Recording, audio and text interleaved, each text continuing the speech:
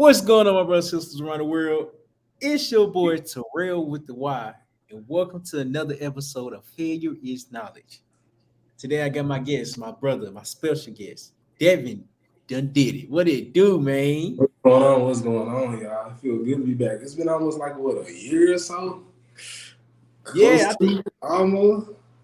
bro. I think you was my first guest. I, you know what? I was. I remember the conversation now. That's live. How many guests since? What you on like? How many guests you done so far? 57, 56, well, 56. Ooh, that boy been working. Been putting Man, that work in. That's live. Keep going. I love it. I love hearing about it and watching the episodes. So much knowledge. appreciate it, bro. Man, so before we even dive in, man, who are you? What are you doing? Where you from? Man, what's going on? So it's did it. Devon Thompson. I'm from Little Rock, Arkansas. I currently stay in Texas. So I'll do a little bit of something here and there. But my main thing is private security. So I'm in the private security industry, and my company offers actually executive protection, facility protection, alarms, all the good stuff. We diving into it. So that's kind of what I do. But I also help build brands. But we focusing on security right now. Okay, so why security? Out of all industries, why security? So I mean, there's a few reasons why I'm focusing on security out of all industries, but the main important reason right now is we are projected to enter a recession here soon. You know what I'm saying? So when you really sit back and you try to think about like what business do I want to get in, one of those businesses that are like completely recession proof. If it's like healthcare, anything, security is one of those. There's always going to be a need for security. We experienced a big downfall during the pandemic when COVID hit, right? So a lot of security owners were kind of like, golly, what we're gonna do now. I was primarily into the multifamily security, so we definitely hit a big hit. Nobody's paying rent. They don't pay rent. They can't pay security. We're considered an amenity in some properties. So, but what I watched was that it went from standing guards to doing just regular security things to now standing guards, making sure people stay 6 feet apart, making sure that their thermometer, their temperatures checked when they come in. Just enforcing different COVID policies and rules. And I think at that moment is when I noticed, I was like, yeah, security kind of like shoes. It can never go nowhere, whether it's automated or whether it's a body. However, there's a way for a company to get in and make some money in the security industry. Right now, we're they project by 2026 for it to be a $56 billion industry. Mm. A lot of money. He's slowing it down. Yeah, yeah. So for people that's really tuning in for the first time, y'all know me and Dale, man, we go back. We got history, man. Way back. Way Man, back. when I tell you, there's days when I be like, man, listen, this shit is hard.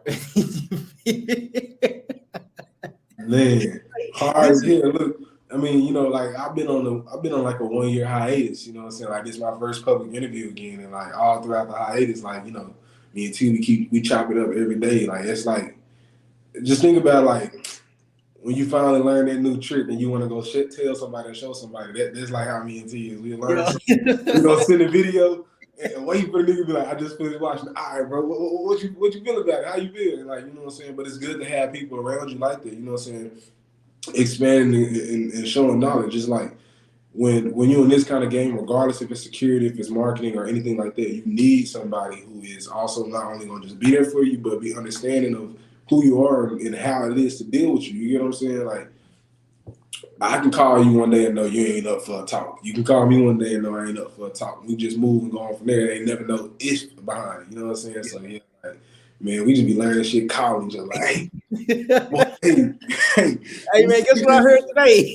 you know what I'm saying? And then on top of that, which is another gem a lot of people don't understand is we never have to pay for something twice. You know what I'm saying? So if I buy a course or something and I feel like it's beneficial, I'm gonna pass it to bro just off love. You know what I'm saying? And if people do that more, we'll see more people win. So y'all can keep that in mind. Like, you know what I'm saying? So if he buy a course and it might be beneficial to me, he gonna send it to me and vice versa. Or if he buy something, he get in the room and he learns something, he gonna make sure that I leave whatever room I'm in at the time and know what he just learned. And like, that's love. So yeah, I appreciate you for that, man.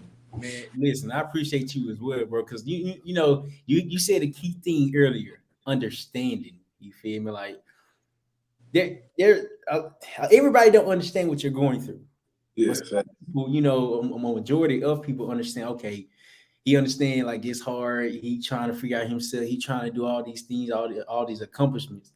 But it's hard. It's hard. Being successful, creating the life that you desire is hard. Like prime example, like you went to the speak off. You went to the speak off the week prior to me. yeah. How was that event? How was that event? Like to give everybody some context, the speak off is really what Greg Cardone and Pete Vargas is putting together. It's kind of like American Idol, but it's for speaking. You For know. speaking. So Dave, how was your experience with that, man? Um, I would say my experience with the Great American Speak Off, considering like it was my very first ever speak off, it was a great experience. You know, like I really, really enjoyed the room, the atmosphere. You get what I'm saying? Of course, you want to go into everything winning, you know what I'm saying? But like it's not always about that, you know what I'm saying? And I think that a lot of people went and they delivered great speeches and they delivered great things, and I was able to learn about a lot about different people. Um, the way they have it set up, you know, for me, my personal opinion is it's more of like a, you know, you got to get that speech that looks real damn good on television. You know what I'm saying? So if it looks real good on television, you working with something. It's not, to my personal opinion, it's not all about the contents of the story. It's more about like how you deliver it, which speaking is about. You know what I'm saying? That is what it is, and this is a speak off. So it was a great experience. You know, I didn't make it through the first round. I did go to the wild card round, where you gotta get in a group of 12. It was it's supposed to be 12, but about 15 of us, and everybody gives their pitch for 60 seconds, and that group has to determine who gave the best pitch out of everybody in that group. So I won that round, and I was able to go on stage and give my 2-minute presentation, and I didn't make it past that round. Other than that, though, as far as that competition, it went great. But like, I feel like the room was way more powerful than the competition. Yeah. The people that were in the room, the people who were coming from all types of walks of life, all types of places, just to come out here and give their story. In turn, I made over 10 different connections just by speaking. Like I was pissed, man. I ain't winning. I was pissed, you know, sore loser, whatever. You know what I'm saying? So I'm in the car getting ready to leave the parking garage. I'm like, Mom. Yeah, I call Mom like, Mom. I feel like they cheated me. But should I stay in network? She was like, stop being a sore loser. Everything ain't about, you know what I'm saying, this, that, and the third. So I go back in, man, and as soon as I walk in, everybody walking up to me, man, like they're like, bro, you gave one of the best speeches. I don't know how you didn't get it. I don't know how you didn't, but so tell me about yourself.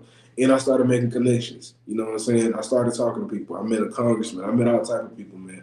So, you know, being in rooms is more powerful than, you know, ever winning or ever doing. If you don't come out of the room with something, you come out with some connections. Connections get you further than anything, man. The connections, the room, the people that you sit next to, you need to get their contact information. Because what I learned, bro, when you get in front of people, you really have a presence over people. So when you tell your story, as you're presenting yourself, as you're controlling the crowd, you have that moment to let people know who you are. Right. For people that don't know anything about public speaking, 75% of people, or 75% of people don't know how to public speak because it's hard, because it's difficult to get in front of people and really talk and really engage with people. Now, talking in front of the camera, it's uncomfortable, but you get used to it. Think of Talk, it like FaceTime. That's all you got to do. yeah, like talking in front of people, you see live reactions right there in front of you. But there's a thing, you know, you got it, you got it. My brother Tim Campbell, he did a speech this past weekend. It was either this weekend or last week. I had the pleasure to see him give a live speech. When you got it, you got it. And here's why you know you got it, because it's the lives that you're impacting. Right. So where we didn't win. My experience was the same. I didn't get second round. However, like I felt good about it. You know what I had on, the conversations that we everybody was conversing about. You know, the people I met, the context I met. I've learned if we go to these events, we're able to really build up a robust contact list. No, seriously. For instance, whatever platform you're doing, whatever you're doing, you can really build that up by just getting out there, getting in front of people, and really introducing yourself. But see, it's hard to do that when we don't understand where to go.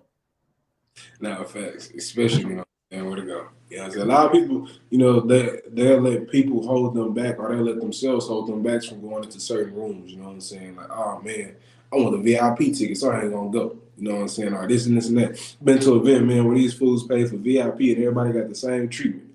You know, so don't let yourself or anybody hold you back from stepping into any room or stepping into any journey. You know what I'm saying? Like that door that you were so scared to go behind, that door with your biggest fear is probably where your biggest, and I mean your biggest accomplishment will come from just by opening that door. So like, don't hold yourself back. Like that's the worst thing you can do in this day and age is hold yourself back because somebody else out there getting to it. Yeah. So how long you're absolutely right. You're absolutely right. My next question is because it's gonna tie in with everything we're gonna speak about today.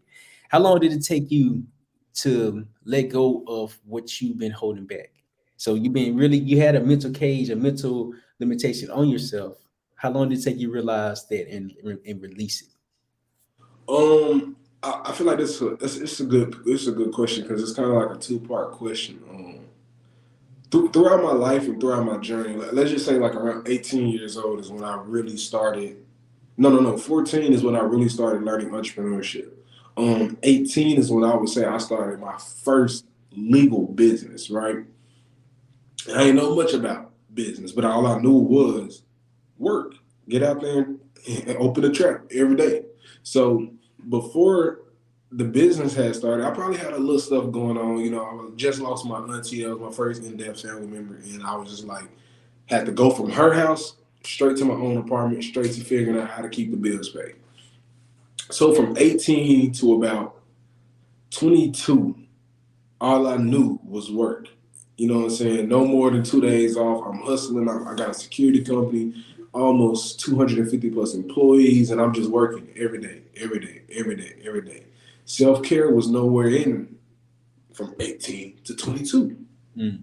I felt like I just had to dedicate my entire life to building this out, building this dream. Sun up to sundown, I'm missing out on family. I'm missing out on these things. I'm just giving out money, thinking that's gonna solve a problem. Like, oh, okay, you come do that. I can't be here. Some voodoo. You know what I'm saying? You good. Then my grandfather passed away. Mm. Sorry to hear that. Appreciate it. It was a tough time because I jumped ahead. Um, when I started my security company, I think almost a year and a half into my company, my left kneecap popped out of place. The day before one of not my biggest, but one of my first biggest event, my kneecap popped right out of place. You know what I'm saying? Like, that shit hurt. Yeah. So I'm in the hospital, and I call my brother. I'm like, bro, I can't. I don't know if I'm able to do the event tomorrow, bro. Like my kneecap popped out of place. He like, man, I got celebrities coming. I got this coming. I got this coming. You know what I'm saying? What can we do? And so I'm like, forget it.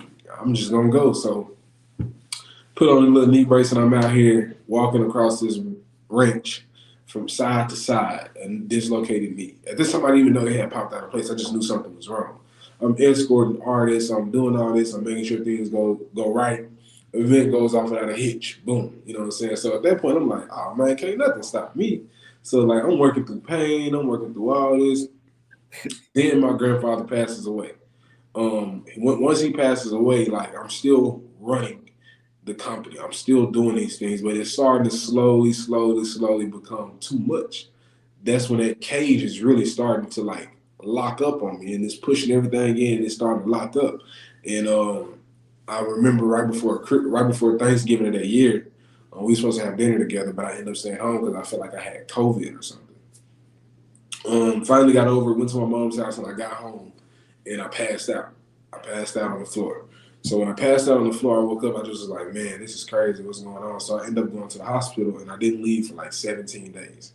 So I was in the hospital for 17 days. I had some autoimmune disease, failure going on. My enzymes were very high. And, you know, that was the start of it. You know what I'm saying? That was the start of that, me realizing that, hey, like, you're still grieving your auntie. You're still grieving your best friend. You're still grieving your grandfather. You know what I'm saying? Like, it's time to work on you. So I made the decision to walk away from my business that day. I made the decision to work on myself and get me right. So it took about 6 months to a year. You know what I'm saying? After I got out the hospital, I stayed in my house for about 2, 3 more months, and then I made the decision to move back in with my mom's and grandmother. Once I made that decision, It was just on basis on like, I needed real love. I needed to be around family. I needed to be around those things that were important because I lost sight of all those things chasing this dream. You know what I'm saying? And so getting around that mental cage was easy for me because all I had to do was think. All I had to do was process. All I had to do was understand that this journey that you're on comes with a lot of failure. It comes with a lot of losses. You know what I'm saying? But taking those failures and losses and transitioning those into wins or playbooks or process and procedures to win. So I don't go down that same path. You know what I'm saying? If I keep going down the same path, then I'm going to start. If I start another business, I'll get into the same loop again. Then I'll be back on my ass again. So it was very important for me to really understand that I was the one putting myself in this mental cage. I was the only one who could grab myself outside of the mental cage. Nobody else could do that for me as much as I wanted them to. As much as I wanted people to be there, at the end of the day, they're just not going to be there. So, I sat back, I started journaling, I started writing, I started organizing my day. I got a severe ass ADHD. Like my ADHD is through the roof. And, so like it just became more of a repetitive sport, doing everything the same way over and over again. So I had to break some old habits down, install some new habits, work on my mental clarity, grieve those who needed to be grieved, and understand that it's okay to mix in some me time while chasing my dream. And once I figured that out, bro, you know what I'm saying, about a couple months ago, it made my journey more clear. It made me, I ain't never been the one who was in love with the money. Quite frankly, I love the journey of starting a business and getting it off the ground more than I actually love the business, if that makes sense. It's the journey. It's those moments where your back is against the wall and you're like, I ain't finna get out of this shit. Boom, you're out of that shit like you was never against the wall. That's the shit that excites me, bro. You know what I'm saying? And I feel like that played a big part into my recovery was I took away the thing that I love the most, which is business, just to recover. And so, but getting out of that mental cage was a struggle. But as long as they put themselves first, let go of that shit that's not. Look, take a fast, even if it's for like 60 days. Stop going to the club. Stop buying weed. Stop all that extra ass shit that ain't making you no money. Stop just going out because somebody hit you and say, let's go out. Stop doing all the extra stuff. And I guarantee you that you will see how your life changes when you just focus on you. You save your money and you work on your mental clarity. I preach it all the time with somebody, how I start a business. That mental first. You have to prepare that mental. Because if you don't prepare that mental, you're going to go through so much shit and you're just going to be sitting there like, what the hell? No, I'm not strong enough for this.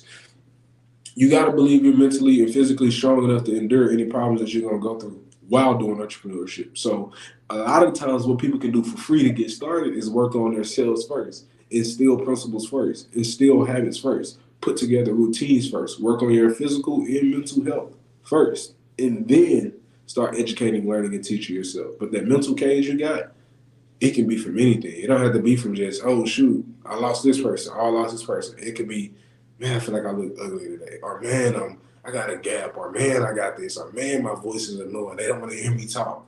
Man, it don't matter. There's so much ways to make money. Like, the moment you switch your head and say, yeah, everything that come my way, I can do it no matter what, you will see the success. The thing about adversity is that it compounds. It compounds a lot. So one tragedy happens, and then another one, and then another one, and then another one, and then another one. It's like it's never ending. But as it's happening, we're growing to a new version of ourselves at each phase of adversity. But it's knowing that I can push through this. I can Right. push through this. It's hard, but I can push through it. It's difficult, but I can push through it. But see, in order to really learn about self-love and self-help and self, you have to go through something. You have to go through a traumatic event in order to start focusing more on yourself. It's like it forces you to learn more about who you are. Right. So if you didn't experience that, you wouldn't understand, okay, my mental health comes first. My mental health is very vital. And a lot of people don't really understand that. Yes, you can start working on yourself prior to the pain.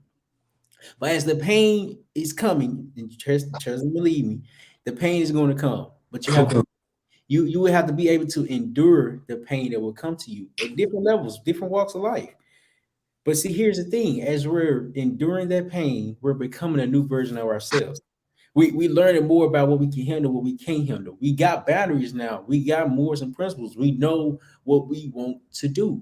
See, that Right. self-love ties into pain, and that pain ties into growth. It just really intertwined with each other because it takes something for something to happen. You feel me? Like it just really grew into a new version of yourself.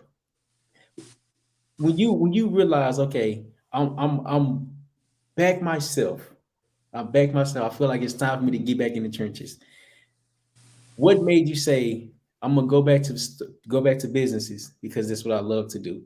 What made you go back that way? I mean, shit. Quite frankly, is I knew I couldn't go work for nobody. That just ain't like I'm not a. I don't, I'm a creative. You know what I'm saying? Like my mind is always thinking creativity. Like I've transitioned from a consumer mindset years ago. So like even when I look at other people's stuff, I'm just thinking entrepreneurial creativity. How can I do this? How can I do that? And I knew I like complex things, and putting business together is a complexity to me because there's different levels, there's different things, there's 4 or 5 different functions that have to happen for just one function to work. And I like that because it's like, you know. So when I got my mind together and I got the clarity, I started working on, courses. I started working on learning and really, really like through that year, I never stopped learning. I always was catching up with the trends. Like I knew about trends before they were trends, and I knew the trends when they were trends, and I knew how to execute on those trends if I felt like saying, hey, let me execute on this trend. I just was learning and not really too much about putting the product out there or trying to get something for sale. I was just really working on understanding the industries of the ones I wanted to go in and putting my master plan together. You know what I'm saying? Now I got this thing called a war book, and it has all my companies that I have planned to start and things that I'm going to do in my vision plan in it. So like on my birthday when I lunch, I'll keep the war book with me daily. And that's going to let me know how I operate. I was even talking to one of my buddies yesterday, and we're going to come up with standard operating procedures for our life. You know what I'm saying? Like, I'm going to put down every time I handle a situation that I might have to rehandle again and it might occur, I'm going to write down the process of how I should handle it. You know what I'm saying? And so that way, a part of working on me, I'm running myself like a business. You know what I'm saying? So, how do I loan out money? Okay. You know what I'm saying? How do I pay the bills? What bills come first? What's the hierarchy for paying certain things? That way so you can kind of understand, like, all right, if I gotta discipline myself, I'll discipline myself completely. You know what I'm saying? Like I'll put myself on a strict structure. And if I have to hire executive assistants and things of that nature, they know what I like, how I would handle it. So it doesn't even have to be like, what would Jesus do? Just go read his Bible and it tells you what he would do. Mm. You know that's smart. SOP for your lifestyle standard. What is called standard operating procedures. That Mm-hmm. wow, that I didn't even think of that. Simply because once you create a routine and become disciplined within yourself. Now there's small increments that you have to keep, perfecting, keep perfecting, keep perfecting. You can never be the perfect individual there is because there's always something that needs to be worked on. But the fact Mm-hmm. that you're identifying, okay, different levels of different ideas of life, different levels, different accomplishments. Let me just jot that down. A lot of times, it's really hard for me now to do it. It's really to celebrate my wins. You know what I'm saying? Really take days off to where I know I need to take days out, but I feel like if I take this day off, I feel like I will be pushed back from my Yeah. success. But it's just really me overthinking it because I know I need to rest. I know I need to take days off. I know I need to put time in for myself. But it's hard to let it go and just what I'm saying, just relax. Cause I mean, like when you like, cause even when you think about really taking days off, I'm thinking about like my schedule, right? I technically don't have any days off. Now I have Sunday, which is my self care day, but I'm still filming. I'm still shooting little videos and stuff like that. You know what I'm saying? So like on your days off is really just about per se like doing something that's less intensive, less work mode, less thinking per se. Like Just self think. care Sunday, I can just hop in the car, go grab some food, get my fingers and stuff like that on YouTube. I'm done for the day. And like, if you really love what you do, like, you know what I'm saying, there's no such thing as a day off. It's just as a less stressful day, like Yeah. less stressful items, you know. And it's okay to really dive into your business for the first 5 years. Any startup, you know what I'm saying, any owner of a startup should be like centered around their business, you know what I'm saying. So your vacations might be, I'm going to a conference out in Miami for 4 days, you know what I'm saying. So I'm a vacation slash work while I'm in Miami. Like, you just gotta get creative with this stuff, you know what I'm saying? Like if you're doing family vacation, so you start a business, there's a conference coming up, take your whole family, let them do their thing. You go to the conference when you're off and stuff like that. You just gotta like put it in there and have you a few hours a day where it's like, okay, this is my reset. When I wake up in the morning, I spend 3 hours with myself before I spend 3 hours doing anything else. I learned that I was in Orlando a couple weeks ago. When I was there, uh, it was for a conference, a real estate conference, but I went to go see my homeboy, my brother. So I was like, man, I'm here at this conference. Let me just, let me take my mind off of all this learning that we're doing because it's great knowledge. It's phenomenal. I was like, let me enjoy while I'm here. Let me take time off. I didn't even, I don't think I brought my laptop. I don't think. I don't think I did. Yeah, I didn't bring my laptop. I went to the conference, and after the conference, I went out. Really enjoy myself. Really enjoy myself. It's just really understanding that it is okay to take days off. It is okay to have fun. It is okay to stop working. But because I already got the discipline already instilled in my mind, in my body, my routine, you feel me? So it's not like I'm not lost it. I'm just taking days off for myself. And that is okay. We need that. We need to rest. We need to accommodate the energy that we're putting out because it's a lot. We're exuding so much energy, so much energy. I don't know how what is it called? I don't know if y'all can tell, but really making content is tedious. Cities and time consuming. Oh my goodness, Because bro. I mean, like you got to think about, you know, because these guys jump out here and yell content, content, content, make content, make content, make content. But there's at least, I mean, even from what I've been researching, even to plan a 60-second video takes about an hour or 2 hours. If you're really thinking about it, scripting, shooting, color, recording, editing, all that stuff takes time. You know what I'm saying? So it's tedious, and especially if you want to deliver meaningful content. Even if you go about the route of like, okay, boom, I'm gonna just pop the phone up, say something, and post it. Okay, I mean, like that's cool, but if you're not saying nothing worth people listening to, nobody's stopping to check it out. So you have to spend time planning. Like even if I'm just going, okay, I know ahead of time we're gonna be talking about marketing today. So what are some topics that I need to talk about? What are some things? What you got to research and see what people are already talking about, so you're not over talking about stuff. Creating different lanes. So yeah, it's a tedious. I haven't really got into it completely yet. As far as posting, you know what I'm saying? Like my first actual shooting and filming week is next week. So like I ain't really got into the content. Like I've learned a lot about it. I can talk a lot about content. I've helped other people do it, and I've been around. I'm around different content creators all day long. You know what I'm saying? They do a lot of like influencer type things, listen on business, but it's tedious to stay on top once you get there. It's tedious. So it's not as easy as they make it seem. Like, you know what I'm saying? Pick a platform, figure out some way to go about it, and do it. Just do it. Just keep trying. And it's better to keep trying and keep doing it than listening to somebody say it's hard. Like, it's It's not tedious. good. Yeah. You know what I'm saying? Like, you gotta you, really. you gotta choose your heart, man.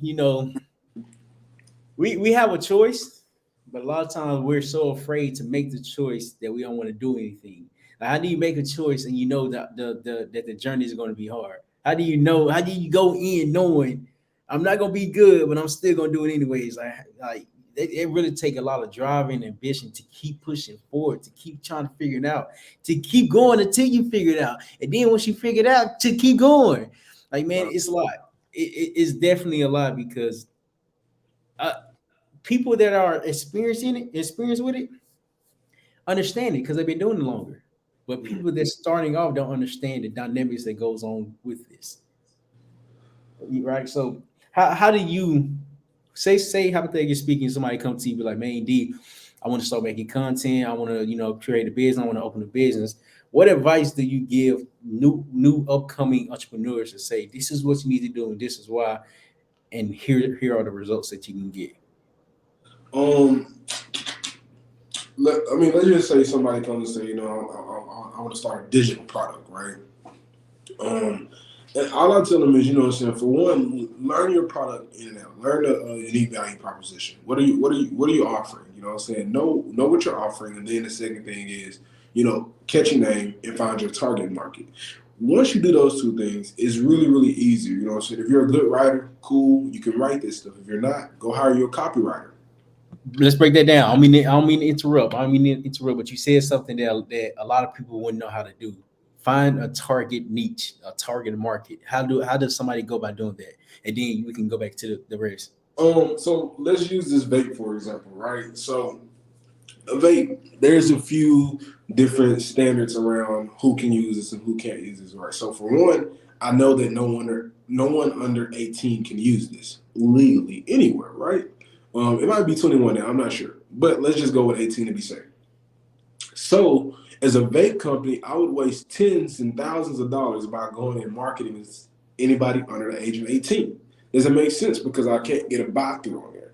But let's say that I'm looking for kids from the age of 18 to 21 and I want to market college kids. You know what I'm saying? That's where it's more popular around. That's my target market. You know what I'm saying? You can go into detail, a certain demographic, a certain area, a certain town, a certain place. Where are they hanging out at? Are they more on TikTok? Are they more here? Are they more there? So when you build a buyer's persona, which is kind of like template for what your buyer looks like, then you take that and you find your target market and you market to them only. It's easier to find a smaller target market than just network to market to everyone. You're going to lose a lot of money, right? So when you find a target market, you stick with it, you roll with it, and you create your content based on that target market, right? So your older target market might not like loud, funny commercials, but this target market might love loud, funny, just outlandish commercials. So you have to really do the research and find out who are they looking for and what they are looking for, and then cater towards that market. Mm. Yeah, I love the way you just explained it because when I was getting into business, I didn't understand how important data was. I didn't understand how important numbers was. I didn't understand how to really be organized with everything that we're doing. So it's called market analysis. What is your market buying? How much are they spending? Who's buying? And what demographic? What age group? You have all these pieces of information that we don't understand because we ain't never been taught about it. I mean, yes, you got the front end. The front end is getting in front of a camera, record, then posting on social media. Okay, boom, that's it. But what a lot of people don't discuss is the back end work, right? What Oh, goes on behind the scenes? Who's watching your content? How do you retain your audience, right? How are you bringing value to your audience, and how you know it's good? You got to look at the numbers. The numbers will never lie. If you're bringing value and the numbers show that your retention is going up, people are clicking, what's called click through rates, people are watching it, people are liking it, people are sharing it. You got a powerful message. However, you still need to do your research on all these platforms. Just you got to spend time and study your market that you really want to market to. Like yeah. for example, To go a quick little step further, like I recommend every entrepreneur have one virtual assistant who's a data analyst. You know what I'm saying? Like, and you task them to figure out who your market is, where they're watching from, where they're coming from. Strengthen your data. Know who you're targeting. You know what I'm saying? So that way you can really get deep into the shit. You know what I'm saying? Like there's all type of stuff. Like you can find out what colors your audience likes better, what colors pop to them better, what colors pop better. So if you're going to conventions and you're setting up stands, you can put your colors there so that it'll automatically attract those people. Or you can set it up to where you just know who that target market is. So I'm going straight for them. And that analyst is going to look and figure those things out. Okay, you got a potential to reach this crowd. This is who's coming. So you might be going for a target market audience of 18 to 21 college students, and then you come back and your analyst is like, well, we're reaching a 35 and up crowd a lot more than we're reaching that crowd. You know what I'm saying? So there's two things you need to do. You refocus to that crowd, or it's time to redo your market to find a crowd you want to go to. So it's real simple, just get you a Fiverr, any of those sites, and figure out what your target market is and go for it. Fiverr and Upwork. Upwork. Uh, You can hire VA virtual assistants to do your job if you have the budget for it. If you don't have the budget for it, figure out yourself and they actually know how to do it. And then when you hire somebody, you can like put together a standard my operation. mentor always told me, Yeah, always know every function of your business. yeah. Never hire somebody to do a function of your business That you do not that you know. haven't educated yourself on, because there's a thing called YouTube, and TikTok is a more powerful search generator than we're gonna hold that, but it's powerful. It's powerful. So you can go in there and find out if let's say with marketing, you can go on TikTok and probably find so many videos on how to market, how to do these things, how to do that. So you can get yourself familiar with the terminology. Then you're gonna put you together a job description of everything that your company needs, and you throw it up on Upwork. Throw it on Upwork and you throw it up on Fiverr, and then here comes these people trying to get your work in for anywhere from $3 to $6 an hour. So now you got your own marketing director or whatever, and now you can really dive into that. Educate yourself first, learn a little bit. I ain't saying spend weeks and weeks learning it. If you have the time, I would save you some money. But if you don't, use those platforms. But make sure you know what you're doing, because they'll get over on you quick. Yeah, and it really, to be honest, TikTok is good, but however, a lot of people go revert back to YouTube because YouTube is the number two search there is. Minus Google, then you got YouTube. You feel me? Just simply because of the long form, how much value is brought on the platform. TikTok is really for the short form. In my unpopular opinion, right now, short form is where it's at right now, Yeah, because right now it is, but for longevity is YouTube. the longevity for YouTube. Yeah, Because right now you live in a world where ADHD is most common. You know what I'm saying? Like even myself sometimes, so I got this thing where I always try to watch at least 3 YouTube videos and at least 20 TikToks on any topic that I'm trying to research. You know what I'm saying? I do more TikToks because it's quicker and straight to the point. It gives the creator a time to teach it. yeah, So if the creator or the teacher is great, in that 60 seconds, they can teach you something that you just took 30 minutes to watch a video and you really didn't even catch it, but you caught it here. So, and like you said, that's why I always give entrepreneurs, the first thing, get on TikTok, bro, and just search your shit. You want to start a vending machine company? Start a vending machine company. TikTok search. And now you got millions and millions and millions of influencers who's teaching you how to start it. And then you're going to have millions and millions and more who have did it and had a negative experience. So imagine taking 100 of those profiles, writing down everything they said negatively, and now building a business plan to avoid the negative comebacks. And you did that in less than an hour because you watched so many videos in 60 seconds. And then yeah. most of the times those videos will have a link saying, hey, watch more on my YouTube. And then they'll take you to YouTube. That's a road with traffic. You just got to put traffic on it. I agree. I agree. Data is really boring, but it's really important. Really. Let's revert to security, man. So you got some information pertaining to security, like as far as how you are looking to make an impact. Yeah. Yeah, for sure. I'm getting ready to launch a new security company here in a couple of days, and we're really focusing on training, uniform, and general public training. Retraining the public, getting them to understand how to interact with law enforcement, understanding their rights and needs as far as protecting themselves and safety within their homes, businesses, workplaces, etc. I see a very lack of respect for security right now. It's not a big respect for security when there should be. You know what I'm saying? We protect some of the nation's most prized infrastructure. Security makes the world go around, even from executive protection. A lot of these celebrities and artists need more protection, and they need great executive protection agents that know how to protect them, or else we wouldn't see a lot of these, meaninglessly deaths going on around us. Security plays a big part in our life, whether we want to, say it does or not. You see we're at a time where the trust in the police department is really fading away. It's just not there like it used to be. The badge isn't respected. So it's really in a time where we're in a time and place where the communities have to call on each other to save us and really work together to drop the crime and things of that nature. But I have a way to go about doing this that I think will, in effect, a lot of change in not fill up our prison systems and not fill up, the local jails and things of that nature. Really community-oriented services. So let's just say, hypothetically speaking, like, what do you think your purpose is? Man, right now I used to be lost about my purpose, but right now, this moment, I think my purpose is really, really, really to affect as many communities as possible and restructure the way that we live our daily lives as a culture and as a community. And I think order is the way that you got to start with first, helping the communities rebuild order in their communities, not with the use of guns and enforcements and all that, but within the communities, putting community leaders, community watch groups, putting communities back together and reverting those gangs into safer things for the community. So I feel like my purpose, bro, is really just to help our culture get back on track. So being structurally organized to where there's no, I mean, you can't prevent everything from happening. However, there's a you can do your part. You Let can me let me let me tell you why we're at a time where you can't prevent everything from happening. And you're right, you can't, but you can drastically slow it down. What we're seeing right now is in these communities, there's no one speaking out against anything. And I'm not saying they got to go call the police just to speak out, but I'm not saying that they are speaking out to the ones that they know are committing the fucked up shit that's going on.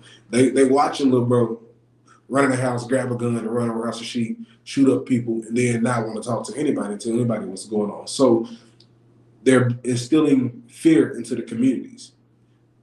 The communities won't even police themselves anymore. The police won't even police certain communities themselves anymore.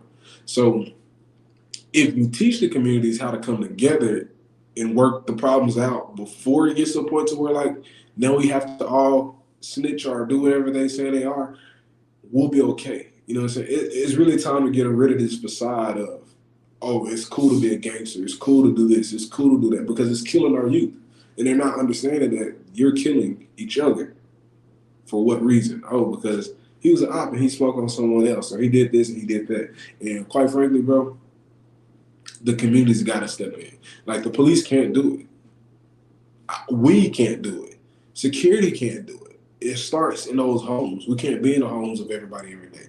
But if they had the resources, the materials, the tools, and they knew how to take care of their community, they knew how to put community watch groups in place, they knew how to put signage up, they knew how to report things between each other and keep things straight, I think we'll be in a better place. And we definitely wouldn't even have to try to stop everything because it would make it seem like it's not even cool no more. But see, communication is key, right? A lot of people don't know how to communicate amongst each other simply because it's not familiar, it's not cool, it's not the everyday language that we as human beings supposed to be doing. Like we're supposed to be communicating how we feel, how what we supposed to do. It's easy to do something it's easy to quit, okay, rather than trying to figure it out. When you figure it out, now you have to go through all the hardships and the difficulties to figure out what you're trying to figure out. Facts. The easy route is not doing that. The easy route is leaving and dropping everything so you don't have to worry about it. So I feel like once we are able to communicate amongst each other, then that's when the change starts to happen. But it starts with us. It starts with us, and then as it's starting with us, is that it's not ending with us. Simply No. because it's a trickling effect. It's a trickling effect. Okay, boom, it started up here, but now it's all the way down here. But how do we keep, what I'm saying, trickling to the right people? We gotta keep putting ourselves out there. We gotta keep building something. We gotta stay, what is it called? Stay the core. I think I said that right. We gotta stay I mean, cause stay the course, man. Because think about it. A lot of these cats, the course. My bad.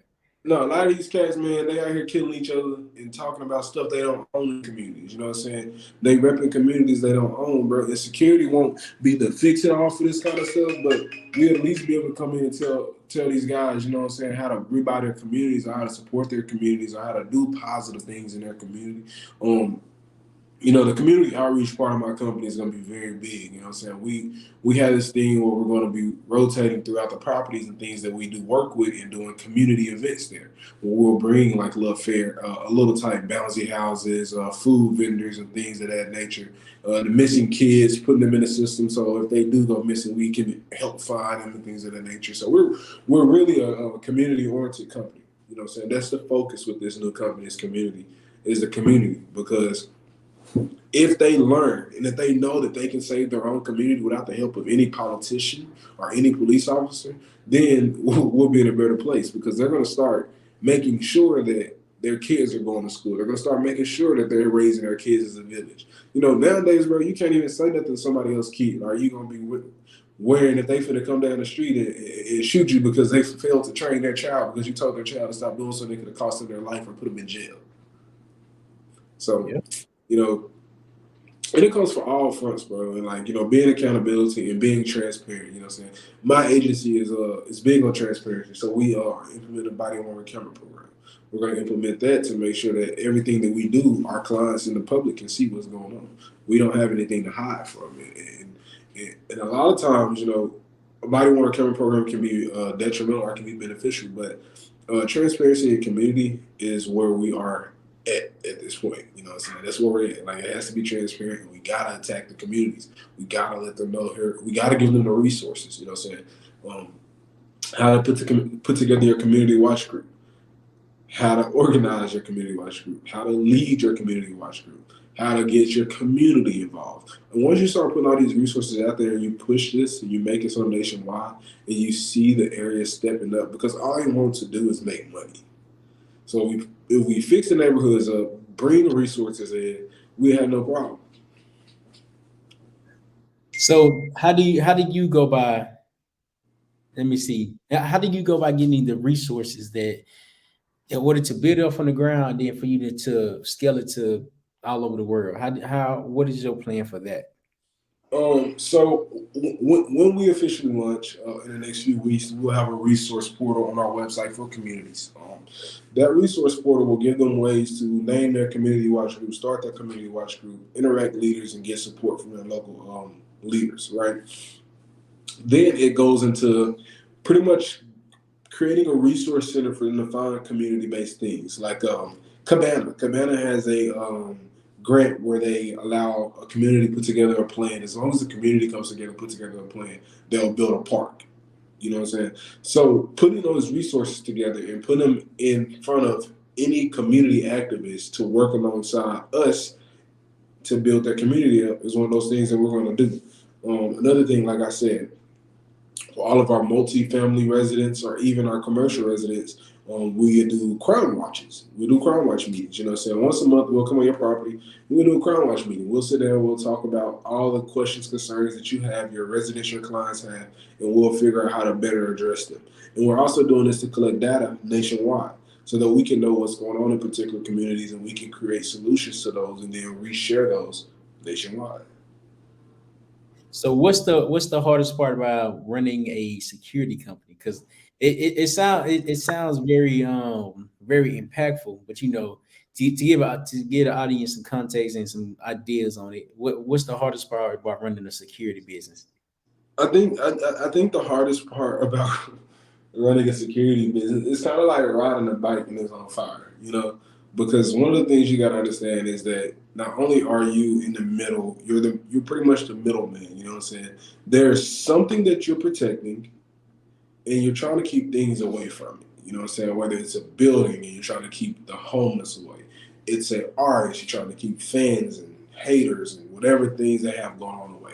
So, I mean, the hardest part about it, man, I would say would be finding the right employees, finding the right guys, because security has been passed on as an industry that people just use as a tool just to jump up. I'm in college, let me just go get a security job, or I'm in college, or I don't want to do nothing else, I'm gonna do a security job. And the career security officers are very slim to none.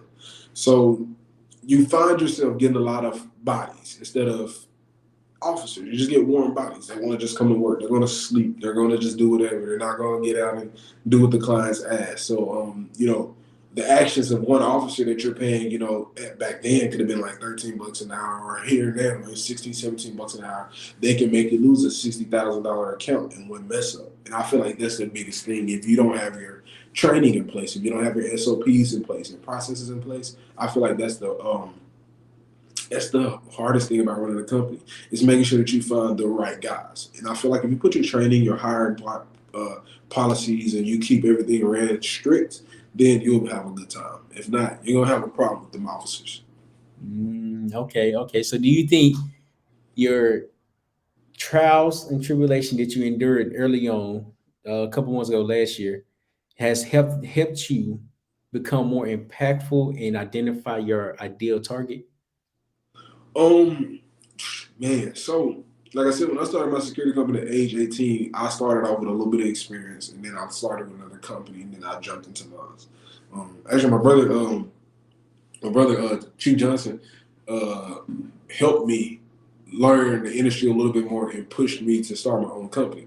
So when I was going through all those things, you know what I'm saying, it's kind of like trying to find the edge of the pool while you're underwater. Really. You get what I'm saying? You can't really see the edge until you stand out and you stand up and you're like, okay, that's where the pool, that's where it ends and that's where it starts. So yes, it definitely did because now I was able to go back through and write a business plan for the new business and take all the things that I knew, learned, and didn't know at the time and put it into that plan to make sure that, okay, if you cross this road again, then this is how you're going to handle it. And this is what's going to go on. So I was able to create a structure this time.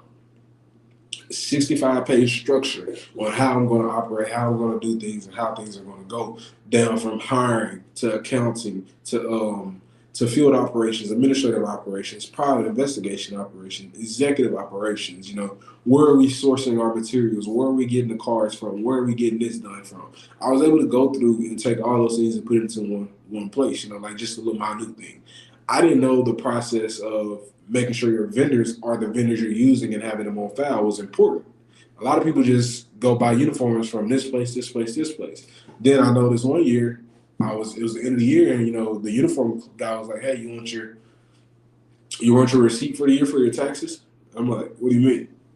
He's like, when you come through and buy a year, we put it down on the receipt so that you can get a write off for it and things like that. And so I was like, okay. So I'll probably spend about $6,000 in uniforms this year. He only has about $3,000 of it, and I can't find all the other receipts. Collecting receipts. So I didn't know about collecting receipts then. So now there's a policy for if you use company money to purchase something, where to put the receipt, where to turn it into, who's responsible for getting the receipts to me, et cetera, et cetera, et cetera. So hell yeah, man, like those all those losses and wins that I went through in those last couple years before this new journey will make this journey 10 times quicker, 10 times faster, and 10 times steadier than any journey before. And that's what I learned, bro. Like, because I'm primarily focused on public speaking, content, podcasting.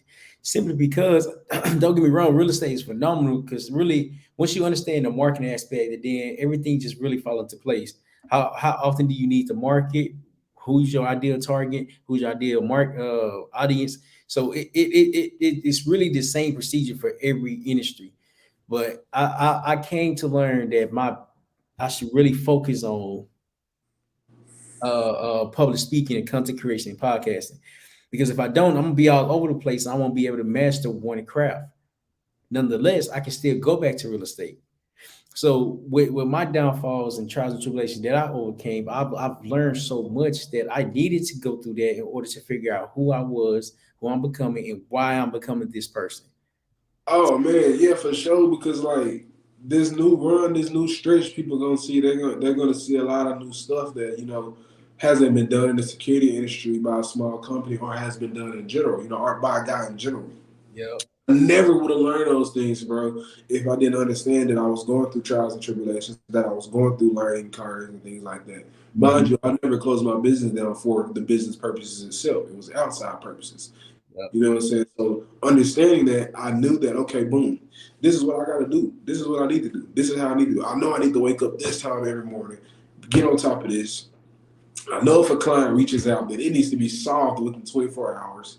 The longer you wait, this, that, and the third. And you can write those things out because, for him, 500 said, if you want to make $1 million a year, you need at least 4 employees. They'll make you about $250,000 a piece, Okay, so now I know how finances and structure works. So when I heard that, I was like, oh, okay, so this is how much I'm selling these services for. So this officer can generate this much. One officer here can generate this much. They can work this much. And I started breaking it down.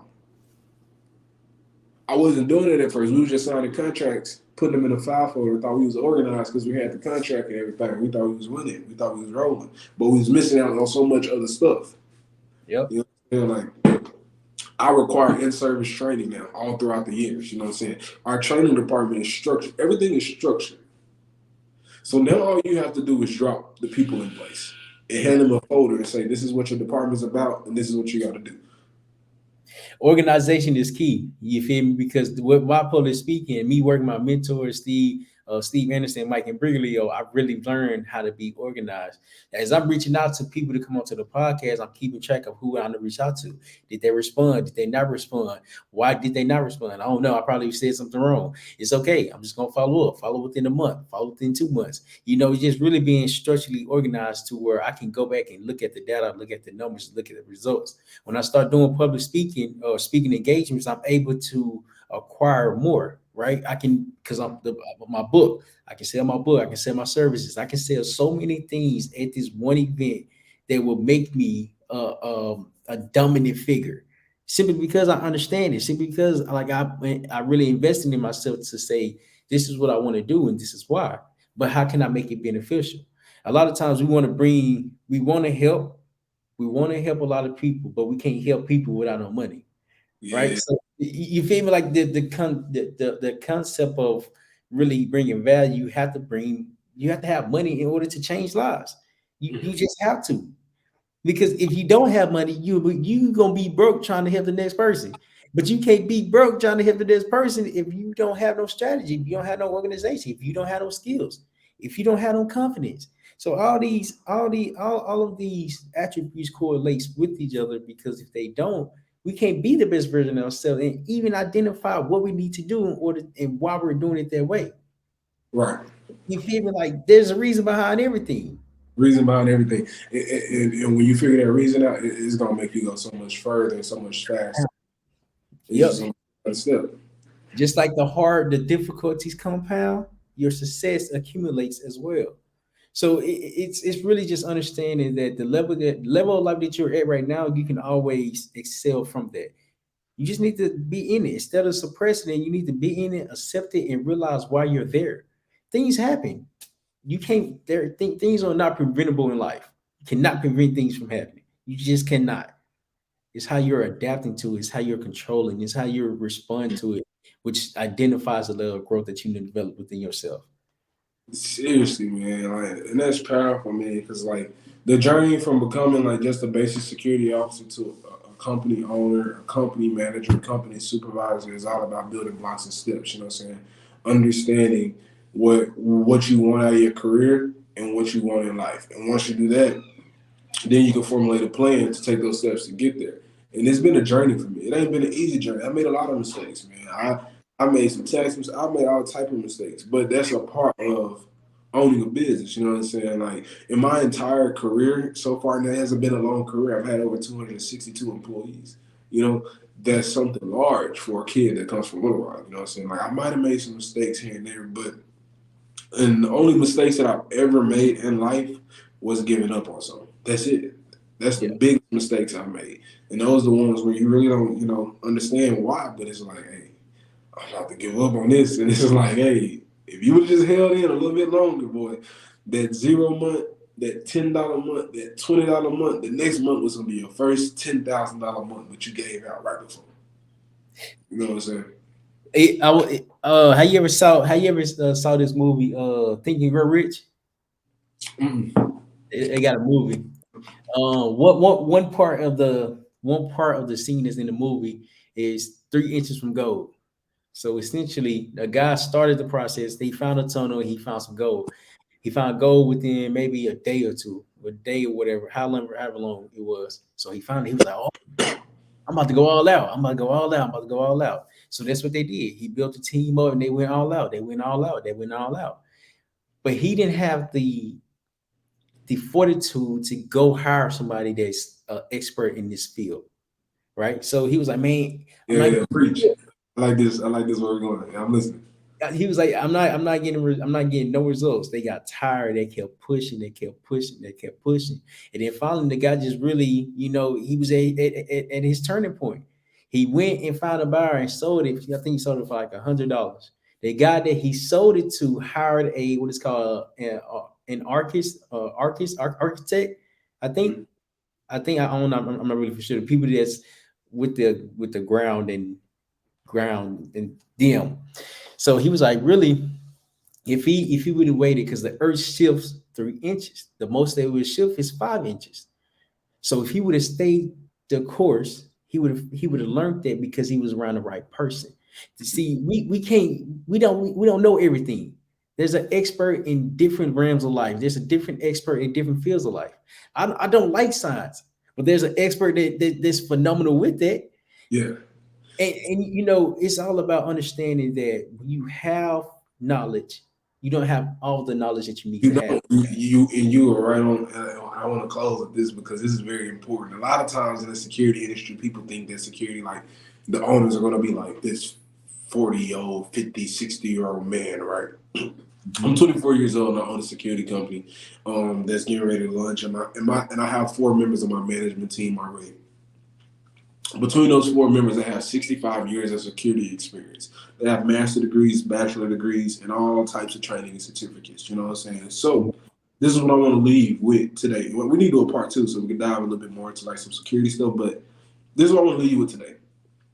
No matter how old you are and what experience you have, if you decide you want to start a business, start. Then what you do is you surround yourself with the people who are industry specific, that know things about their industry, and they know how the industry shakes, that knows how the industry moves, and you employ them.